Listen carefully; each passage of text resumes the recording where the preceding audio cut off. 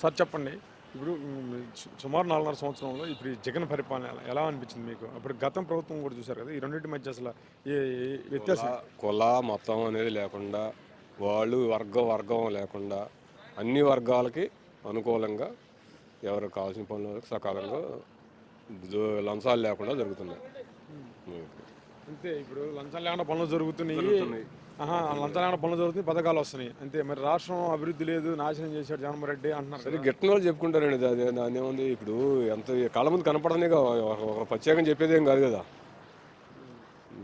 దానివల్ల మరి గిట్టని వాళ్ళు లేదని చెప్తుంటారు. మీరు చూసినట్టు చంద్రబాబు నాయుడు అంటాడు కదా, ఒక రాజధానికే గతి లేదు, మళ్ళీ 3 రాజధానులు అని చెప్పేసి అంటున్నాడు కదా. మరి ఒక 3 రాజధాని డెవలప్ చేస్తున్నావు. ఇప్పుడు ఏరియా డెవలప్ చేస్తున్నాడు కానీ ఒకసారి అండి. ఇప్పుడు హైదరాబాద్ ఒకసారి చేశారు, మన అన్యాయం జరిగిందనే ఆలోచనతోటి ఈ వ్యవహారం చేస్తున్నాడు. అది అసలు ఎంతవరకు సక్సెస్ అవుతాడు, కట్టగలుగుతాడు ఈ 3 రాజధానులు ఏంటి ఇప్పుడు అని అంటున్నారు కదా. ప్రజలు కూడా ఎంతవరకు ఒక రాజధాని లేకుండా చేశారు అంటున్నారు. జరుగుతాయండి. ఇప్పుడు హైదరాబాద్లో ఇప్పుడు అయింది 50 సంవత్సరాల నుంచి ఇప్పుడు లైన్కి వచ్చింది. ఇప్పుడు కూడా చేస్తూనే ఉన్నారు కదా. ఇది కూడా అంతే క్రమాన్ని జరుగుతూ ఉంటాయి. ఒకసారిగా కావాలంటే అట్లా అవుతుంది. మనం ఇల్లు కట్టుకోవడం కాదుగా, కావాలంటే అట్లా జరుగుతుంది.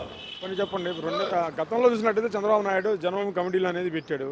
ఇప్పుడు జగన్మోహన్ రెడ్డి వచ్చినాక వాలంటీర్ వ్యవస్థ తీసుకొచ్చాడు.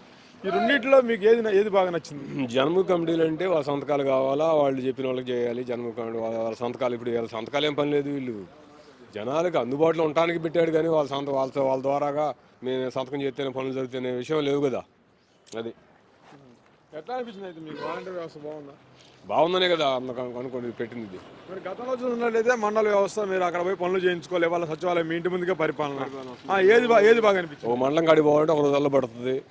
ఒక ఆ రోజు ఎంఆర్ఓ గారు ఉన్నా లేదా ఆర్ఏ గారు లేకపోయినా మళ్ళీ మరుసటి వెళ్ళాలి.